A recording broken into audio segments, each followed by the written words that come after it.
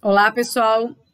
Esse vídeo vai mostrar para vocês o que é a técnica de brainstorm. Por que estão se falando tanto dessa técnica na redação, principalmente na dissertação argumentativa do Enem? Ela é apenas mais uma possibilidade, mais uma opção para que você faça uma seleção de ideias que subsidie seus argumentos na dissertação argumentativa, tá?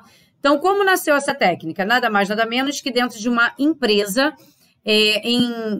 por motivo das suas reuniões, ela consistia em simplesmente aproveitar a ideia de todos os participantes da empresa. Então, das ideias mais simplórias, as ideias mais sublimes, elas eram colocadas à mesa e daí os participantes discutiam as ideias centrais de todo mundo. Ponto. Por que ela serve para o Enem? Ou para a dissertação argumentativa, ou para qualquer tipo textual que você venha elaborar? Significado literal de brainstorm é tempestade de ideias, que remete a uma técnica de deixar fluir pensamentos sem julgamentos de valores, se é bom, se é ruim. Às vezes, de uma simples ideia, você consegue elaborar um argumento que seja suficiente para convencer o outro, que tem o poder de persuasão para convencer o leitor, tá? Então, o brainstorm entra na fase de planejamento da metodologia, focada na análise do processo e no plano de ação, já que com ele é possível determinar as causas que agem sobre o problema e também contra-atacar esse problema, com criações de planos de ação. É aí que ele se faz necessário para a nossa conclusão. No último vídeo da aula anterior, a gente estudou a competência 5 do Enem, que é a conclusão.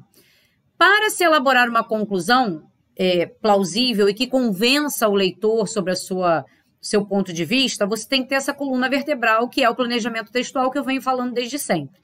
Então, você tem que ter a sua tese elaborada com 2 argumentos, você tem que buscar elementos de fora, que são as citações, para justificar a sua tese, justificar seus argumentos, ou seja, é como se você estivesse dizendo, olha, eu não penso sozinha, essa pessoa que é reconhecida no mercado de trabalho, ou que é reconhecido no meio científico, que é reconhecido no meio literário, ele pensa da mesma forma que eu, ele tem a mesma ideia que eu.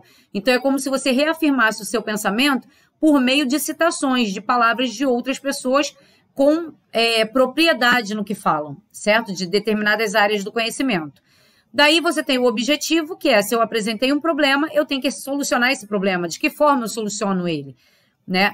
Eu preciso de um agente, uma ação, um detalhamento e um efeito social. Só que, para que eu elabore isso de forma concisa, de forma que convença, eu tenho que pensar e contra-atacar o meu pensamento. Ou seja, se eu estou pensando lá na educação sexual, né, a carência de educação sexual nas escolas, como foi o tema do primeiro vídeo, eu tenho que pensar em propostas que amparem a discussão que permeia se essa educação sexual ela tem que ser da família ou ela tem que ser da escola, tá? Quem é que tem que tomar o poder dessa educação sexual da criança nas fases iniciais, tá? A escola ou a família. Então, há uma briga, há uma discussão, uma desavença muito grande em relação a isso.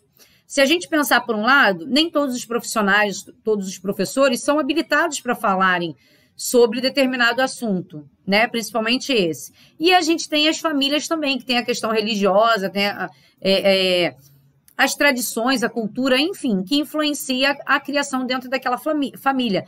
Então, é uma discussão muito complicada. Daí a gente tem a seguinte questão. Se eu digo que o MEC deve implantar nas escolas palestras para amparar a educação, essa carência, né, minimizar a carência de educação sexual no Brasil, eu estou passando por cima das famílias. Então, não é uma proposta plausível de convencimento. O que eu posso falar para deixar essa proposta mais plausível? Ou indiscutível, né?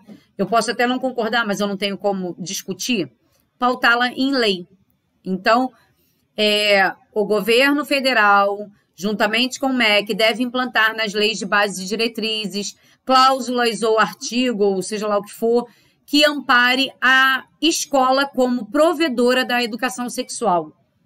Aí sim, uma vez que é pautado em lei e é pautado pelo menos na lei de base de diretrizes que é o que permeia todas as escolas, já gera uma discussão menor da família. A família pode até não concordar, porém, está pautado por lei. Ou, de outra forma, o governo deve sancionar, juntamente com o MEC, a educação sexual fica a cargo da família e não das instituições de ensino, certo? Então, eu vou pautar isso em lei. Para isso que a chuva de ideias serve.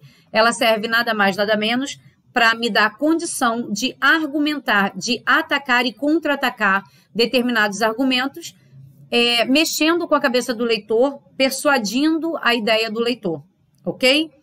No próximo vídeo, nós veremos o passo a passo dessa chuva de ideias para a produção textual. Então, até lá!